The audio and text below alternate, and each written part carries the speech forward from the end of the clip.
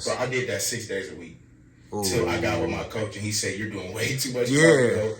He said, "You're way over dieting." Yep. Because I was like you, I only ate the chicken and the chicken and the rice. That You was see, I did cardio every day. I was aggressive with the cardio. So you lifting weights 6 times a week too? I'm lifting weights at least 6 times, because what I'll do is I'll say 5, because I go Monday to Thursday. That's not bad. Friday, then go Saturday. And depending on whatever I was focusing on in the week, I would just, rotate between back twice a week, chest twice a week, or legs twice a week.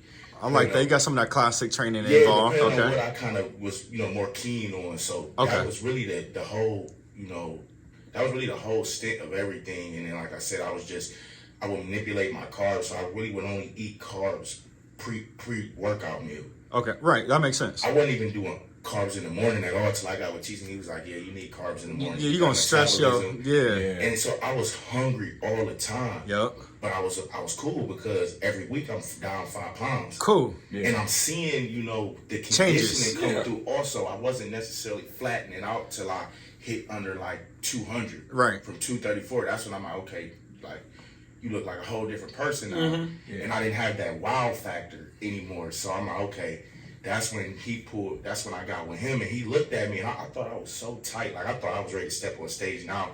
And this what made me hire him, because when he seen me, he was like, "You look good, but still some ways to go." And that just bust my whole bubble. So right. He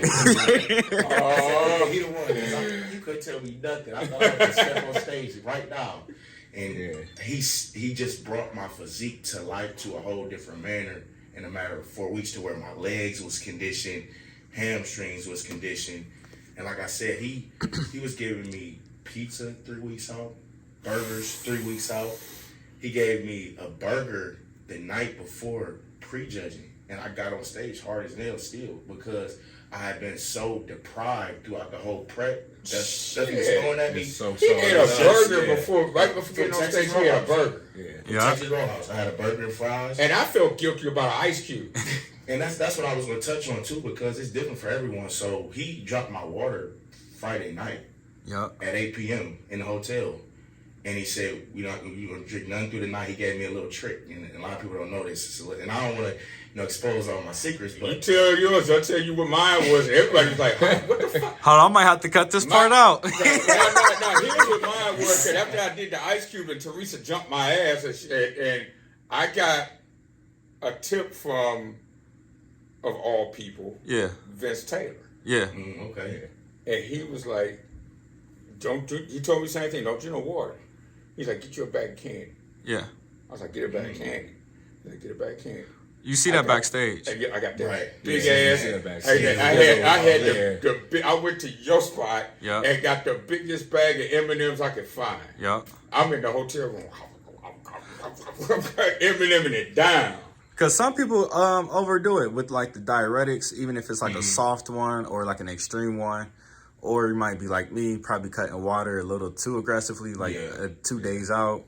Then you got the other tricks like the vodka and coffee. That's that Arnold shit. That's that Arnold Schwarzenegger drink. That's the vodka. Friday night, I had some pure vodka before I went to sleep, just a shot. Yeah. And I cut water off. I peed 5 or 6 times. Yep. Woke up dry. Dry as all get out. And some people overdo that part too. Oh, well, I'm gonna just drink this because the biggest thing in bodybuilding, no matter if it's supplements, food, whatever, more isn't always better. Exactly. Yeah, exactly. Gotta find that sweet spot. And the thing with what my coach enlightened me on was cutting water out too quick, because there's a window of when the body goes into this mode after cutting water out to where it start to hold water as a defense mechanism. So you got to be strategic when you pull that water. That's why for me, he didn't pull water till about 8, 9 o'clock. I was still drinking at least a gallon all the way up until Friday. Because that's a diuretic in itself. It's going to flush it out. So when he did that, the rest of the little water that was just lingering around just flushed out. And then he told me Saturday, you could sit, just sit. Just sit. So it wasn't like extreme, no water at all. I was sipping. And then he told me, give me a Gatorade Zero for electrolytes. I had one of them. You don't want to catch a cramp. You don't want to catch a cramp. And then you want to keep, even though you're drinking less water or essentially no water, you still want to keep your urine flowing. That's what the electrolytes do. Yeah. So that's why he had me drinking water. So even though I was That's why he had me drinking Gatorade, because even though I wasn't drinking any water, I was still going to the bathroom, releasing that water, to keep maintaining dryness. So he just kind of designed it all the way perfectly to where I just had to do the shit. That's it. You just had to show up. He had a mad scientist doing it. Like, this is what you do.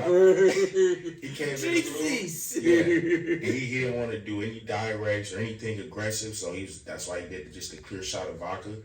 I threw that back after I ate my burger, and he had me posing like after every meal. To get that glycogen pumping. Keep that glycogen pump, stay hard. Yes, sir. So he was just really on me, and he added another layer of bodybuilding that I hadn't even been cognizant of. So I'm like, wow, there's a lot that goes into this, and man, he really dialed me in. So there were a lot of different variables and different things that I just wasn't aware of. And that's why you have to stress the coach factor, and here's why. Because for me, I was in the blind on a lot of things. I thought I knew, just because I'm losing weight, just because I'm looking better, I thought that would get me to a point to stage ready.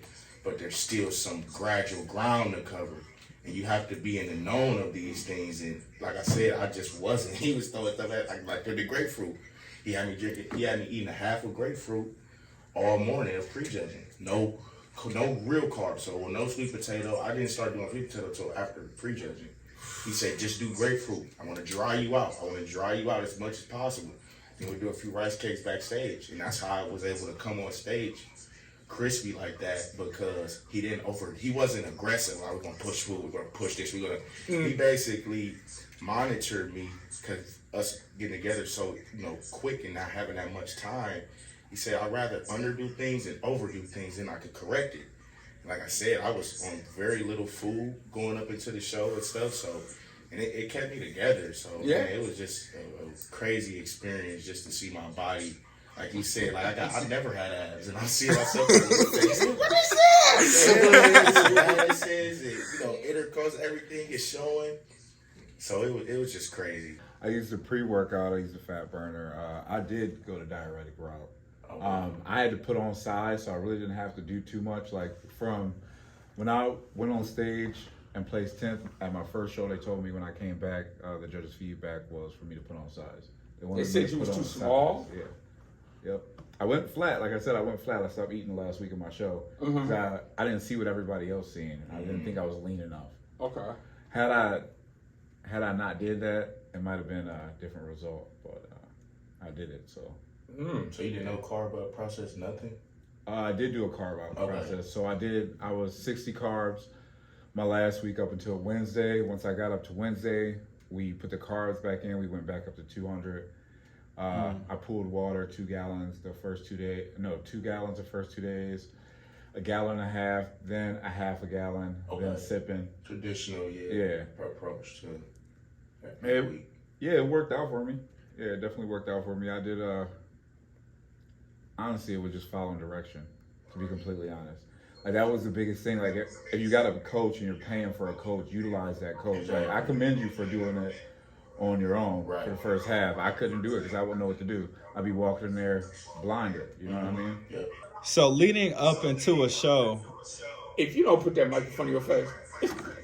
leading up into a show, when do the heavy lifting get cut back, or does the heavy lifting ever get cut back? As I get weaker, for me, that's how it goes. So it's pretty much just naturally drop. As naturally drops, yeah. Okay. It don't really hit for me till like 5 weeks out, and then I'm like, and it hits. That's when I start to get excited once I start to get depleted. Okay. For me, because I know I'm close. Close. Yep. And the same for me, like, up until about that under 5 week mark, strength is significantly down. But what I found is that, especially for a natural guy, when it comes to bodybuilding, heavy weight is not the best formula, because there's. However, in the I'm gonna let you handle it. I'm gonna take these off and let you. When I say heavy weight, I mean like working in the range of 4 to 6. Okay. I'm still gonna let him handle it. Especially when you're in prep, I don't feel that's just the most optimal route to development. High risk of injury. Because 1, you got the high risk of injury, and 2, you're on such low food, you're not trying to build muscle. Heavyweight is going to build muscle. You're trying to condition the muscle. You're trying to sculpt the muscle. So it's kind of got to be a different approach. Like I said, as a natural guy, there's different variables. You know, if you are enhanced, you're hyper responsive to training. So you could train heavy and it like heavy as you can. And if you look like some of those, you know, the top guys, IBB pros, they're still doing 300, 400, 500 pounds a week out, 2 weeks out. You know, and that's indicative, okay, there's different variables. So for recovery's a lot faster. Exactly. So when I pulled back on the heavy training, I noticed my body started to look different. And things started to really change because I used to come in there and try to, you know, bend over barbell rows, 315 for 10. Then I said, okay, let's do 225 or 275 for 12 to 15. And my back just started getting crazy. So I found that sweet spot between laying off of the heavy weight, and then you'll feel it. Like when you get certain lean, when you get so lean, that heavy weight, you feel it. You feel it in areas you never felt it before, as far as your joints, tendons, everything just don't feel right. So I kind of, you know, backed off the heavy weight about 4 weeks out, you know, and I was just kind of making sure I was focusing on the squeeze, the contraction, and doing comfortable weight to where, okay, I could recover for the next session. So my frequency stayed where it needed to be. Because at that point, like I said, you're just trying to sculpt. And I'm not a fan of, like, you know, lightweight, heavy reps. You'll never see me do that. I'm going to do the heaviest weight I can do for the most amount of reps. That's my guy. That's all I needed to hear. That's all I needed to hear was that last part. That's it. The heaviest weight we can do for the most amount of reps. And to me, 12 reps, far especially in prep, is kind of where I want to be. Especially towards those end of like I said, 5 weeks on out. Like when I was 2 or 3 weeks out, I was doing 20 reps. I was doing 20, 16, 12, 10, 8. That was my split. You know, and that's how I was able to maintain strength, maintain muscle fullness, but also condition the muscle at the same time. So, you know, I just learned a lot through that. And like I said, I unattached myself to a certain protocol or a certain method of training. And I said, we're just going to do what works. I feel so... I just got excited. I don't have the words for it. I got 2 science bodybuilders in the I got Dr. Muscle and Dr. Muscle 2 over here. Yeah. I'm gonna be honest, I ain't trying to discredit people who won. But I've been screaming this all week. What? I've been screaming this all week. I give him so much credit because if I take myself out the equation for that open class, I feel like he should have won. If I take myself out, I feel like he should have won. Yeah. Yeah, he placed over me. I feel like he should have won. I'm so serious. Yeah, and I try not to get in my head with, you know, the politics and all the different other things, you know, that may not be in the main space, but I prepare, man. And like I said, just being honest, top to bottom. You went on stage cocky. Top to bottom, you know, especially the guy that, you know, I hate to, you know, just, like I said. Discredit anybody. Discredit, because he, you know, he was a phenomenal athlete. He brought it. He was in shape and everything. But I feel like far as presentation, you know, condition, muscle bellies, shape. Muscle bellies, fullness. I had that, you know, and like I said, it just fired. I didn't have any ill will because, you know, for my first show, my first prep, I did amazing. So it just fired me up to come back better. And the main thing that I'm focusing on more now is size, because even standing next to him, I noticed different things, like especially in his back. Like he has a very, you know, thick back. And like even your legs were, you know, bigger than I was conditioned. I was about to say, you better be careful talking about Mr. Coleman. Yeah, He he was sharp too, because I remember seeing him in the weigh-ins. I was about to say, Mr. Coleman take his shirt off. See what line he go to. He'd be like, what did you say? The same thing. I'm looking at him like, oh yeah, he's sharp. He, you know, he poking through the hoodie. I said, okay. But you looking at the guys, and that's especially his veins is poking through his shirt now. You looking at the guys in his first show, and like I said, I immediately seen him, and I'm okay. Yeah, you know, he's gonna bring it for sure. And like I said, I just definitely want to be bigger on stage, because like I was at the bottom of the class, basically 180 and stuff. So I know what, you know, next time around with the same condition, if not better, with maybe about 10 pounds more size, I see it being very well for me. So like I said, you know, I brought it, I prepared, I did the work, I was confident. you know, and everything. You see his posing routine? I'm out there show you the posing routine. He had that dog in Yeah, it. posing routine. That's what it was. We practiced, we rehearsed that, you know, and like I said, I just put my best foot forward. So I said that, like, I was watching the pictures and everything, like I didn't necessarily, I had the shape and I had the condition, but like, you know, from the backside, you know, like I said, he had a bigger back than me, but he was heavier. Y'all don't stop patting each other on the back. No, but seriously, Look, I didn't even know we was competing against each other in the same category until the morning of, and we sat down at the hotel getting spray tans eating breakfast. Yep. I was like, oh, you pretty cool. I was like, all right. So he's begging together. We was both getting ready and stuff. And I was going through the pictures of the last show because I just want to see kind of who am I going to be going against. And I seen him. He was second. You got second in the last show. I said, okay, yeah, he's a good guy. So it's going to be some guys in this show. So when I didn't know he was competing against us. He didn't show it. I checked his page. He showed up late. He showed up late with a bag of seasoning. So when I see him in the hotel, I said, oh, shit, this dude back. I said, this dude back. Okay. You know, we don't get it. I just be over analyzing stuff. But like I said, we came out there, you know, we was both on point and everything. But like I said, you know, I don't have no ill will about, you know, not necessarily getting first in the open, but you know, that's impressive though. I'm about to say you better not have no ill will. You won. Exactly. Yeah, I have no ill will. And how many winners do you say? Damn, I shouldn't have won. What? Right, man. So yeah, you know, it was an amazing experience. But like I said, next show we definitely prioritizing size. You know, I'm gonna be training with this dude. We're gonna be eating. Wait. Yeah. I can already see. Y'all two training together? Oh yeah, we already talked about it. Me and you. Me and you, Mr. O. Me and you, let's go. The way he grew, you know, where he grew in the year, I bet, you know, you had to be. It was less than a year since October. Right. So you gotta put that time in. Probably a lot of food. Yeah. But wait a minute. Y'all both got y'all pro cards, right? No, not yet. I just thought I'd throw that out there. I'm sorry. I need one piece of motivation from each one of y'all to the group, to the world.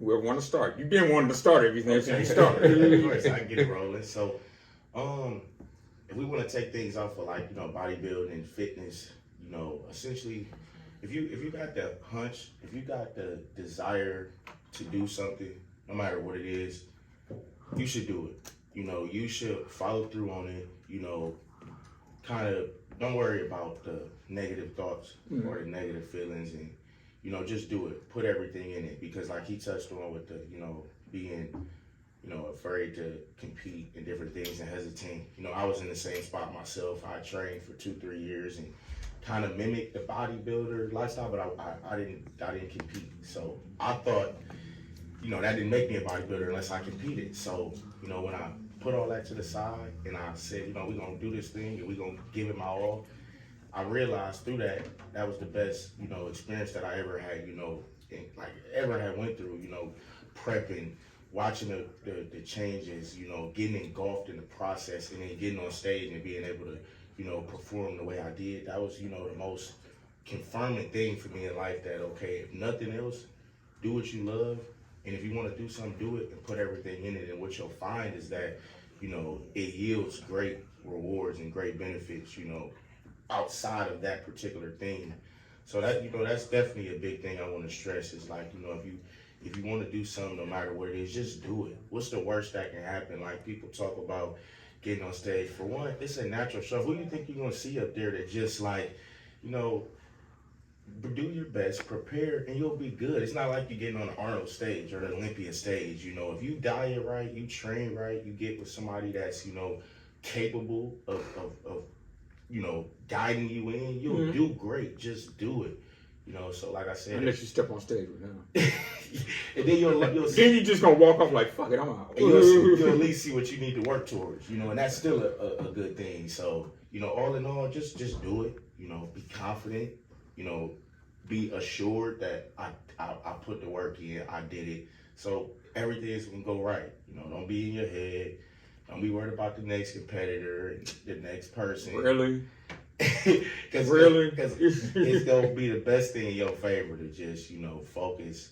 And like I said, if you want to do it, your heart is in it. Do it. Because doing that made me realize, like, okay, we could do this. See, you found something that like, okay, yeah, we could get lost in this, and just see where it goes. So I'm excited for the future. I'm excited to see what comes about, and we stand hungry. We stand on the hammer. We see what happens, man. Now, see, me being the old head, if I was in y'all younger state, it'd be young again.